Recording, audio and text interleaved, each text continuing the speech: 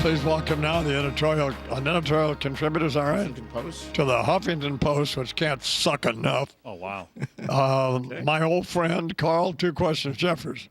Okay. Boy, Mr. Jeffers. Hi, Don. Thank you for balancing the first part of that intro with the at least reference to the old friend part, because the Huffington Post part didn't seem to work well for you. Actually, my feelings about the Huffington Post are they're fine. Good, so. Good. Anyway, I'm sick of politics, Carl. Okay. Well, you know what? I'm sick of the news. Yeah? I don't know. I just want to download some porn and listen to the. Well, I don't know that I'm the guy for that section, right. but I would say this: we have constantly used our appearances together and our visits to cover some aspects of the conversation about race that just don't get covered. And I've appreciated that. I get a lot of emails from people who appreciate, and not so much that we're talking about an issue of race, but we talk about issues that aren't on the front burner or not a crisis. And here's two points I would make that I think would be of interest. First, and I think Warner Wolf could join in later and look at this. I'm really excited about what's happening down there with the Atlanta Braves. I think it's one of the most underreported stories in sports. What is happening? Where you've got the two Upton brothers,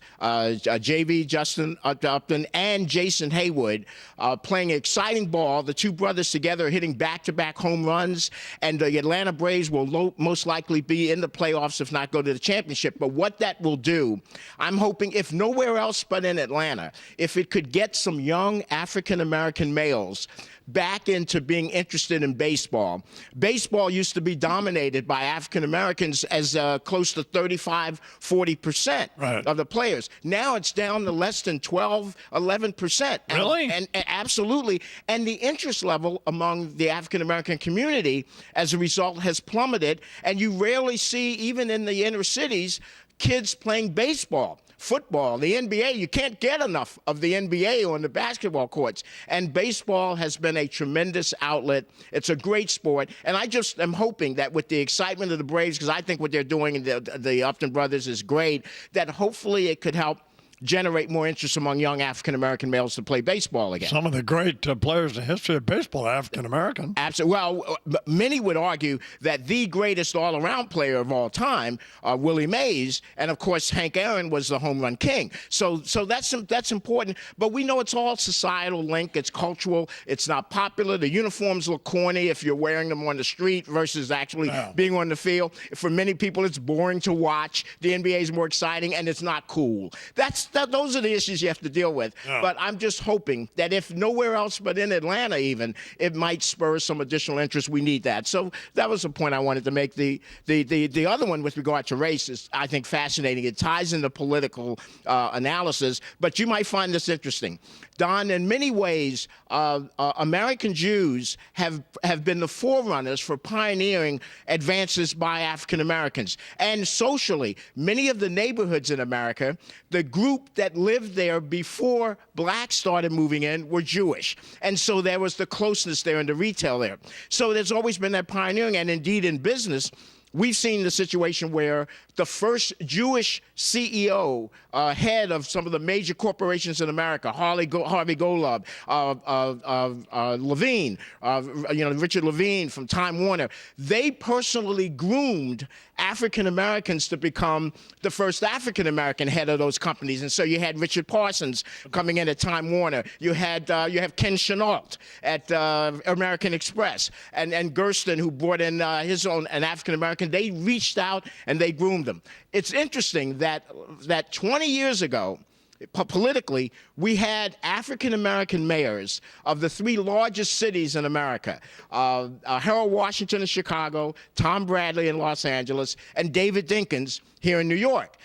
Now, in this case, though, with the election of Eric Garcetti last week as the first Jewish mayor of Los Angeles, we now have, in this case, the African-American mayors pioneering minority elevation 20 years ago, and now 20 years later, we have the first, in the case of New York, Abe Beame and Abe Koch were the first Jewish mayors. Yeah. But today, we now have Jewish mayors of the three largest cities in America, with Rahm Emanuel in Chicago, Michael Bloomberg in New York, and now Eric Garcetti in Los Angeles. And it's interesting to see if this represents, perhaps on the national scene, an elevation culturally to the point where maybe Barack Obama, in opening the door as the first African-American president, may make it easier for there to be the first Jewish president at some point, because some of those objections that without question would have been there with a Jewish candidate should have been dealt with if we were able to elect an African-American. So I think that's interesting. And of course, the Republicans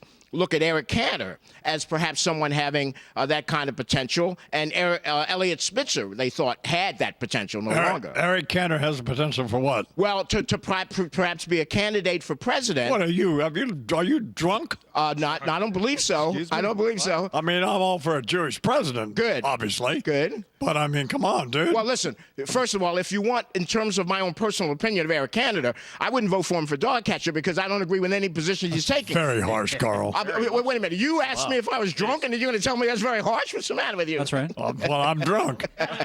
Okay. You know, my point is that I was being objective. Yeah. Eric Cantor could be a serious candidate. I wouldn't be surprised if he entered the primaries, by the way, in 2016. I think Jeb Bush is the best candidate the Republicans have in 2016. Please, no. Keep out the bushes, I'm begging you. I'm just telling you right now, who would be stronger than Jeb Bush for the Republicans? 16, Chris Christie? Okay. Chris Christie had a political move this week that was brilliant. That's brilliant. He's getting a lot of heat because he has set up this special election. But the reason he did that politically was so that he could avoid having Booker, the mayor of Newark, on the ballot with him the same day. And we know traditionally African Americans and Hispanics do not go to the polls on election day for midterm off-year elections. If Booker is on the ballot, it will bring out all of the minorities, and Christie won't have the same impact. That was a brilliant move. He can take the heat now, and he could, in the long run, he can be a winner on that. Quarter till the hour here in the Imus Morning program. We're talking with my old friend, Carl Jeffers. Yeah. Anthony Weiner going to run for mayor here in New York. You have a chance?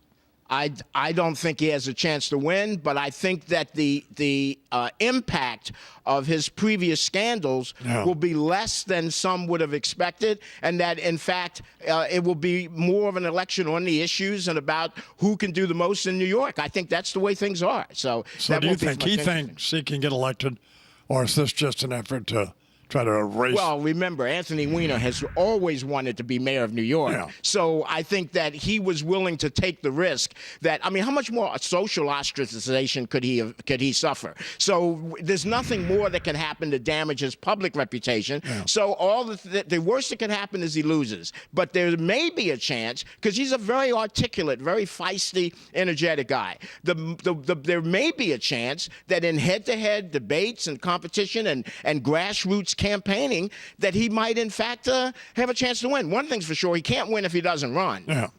Have you, Carl, ever sent pictures of your penis to anybody? No, indeed not. The requests have been overwhelming, but the fact is that, no, I have never done that, and it is not something that would even have crossed my mind, and I don't know why it crossed his, frankly. I am happy to hear that, by the way.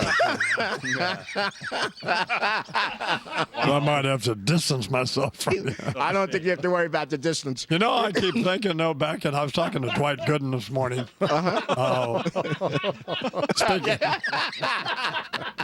Speaking of baseball. Okay. And back when I love that segue, but go ahead, Don. Well, no, back when I was doing cocaine. Yes. And, even back when I was on acid. And drinking vodka. Uh-huh. Oh, thank God there were no cell phones. And no way to text or email a picture to anybody because, oh my God. Yeah, that would have been unfortunate. No question about that. How are you otherwise? I'm doing well. In fact, my next appearance, I may have an announcement about a new project that I may be developing as a co-host of a new show. That I've been doing some work with the Dr. K show. You mentioned, I did hear mention about the Imus hospital wing and over in Hackensack. And oh yes, Connell mentioned that they're now ranked one of the top hospitals in the country. I was having lunch the other day with one of the board members, Nick, and the people that I now am a political analyst for the show, the Dr. K show. So, and there may be a new development that I hope to be able to announce the next time I'm on. So you are that's welcome. good. You are welcome on this program anytime. Well, I love being here, and I love what we do. Not only just the natural relationship, but getting a chance to talk about things that just nobody's talking about what the Braves are doing and how it relates to blacks in baseball, or for that matter. I think it's fascinating. 3 black mayors 20 years ago, and today, 20 years later, 3 Jewish mayors in the largest city. The reversal of what normally takes place. I think those kinds of things are very interesting to ponder. Carl Jeffers here, the Imus Morning program. It is 12 minutes now until the hour.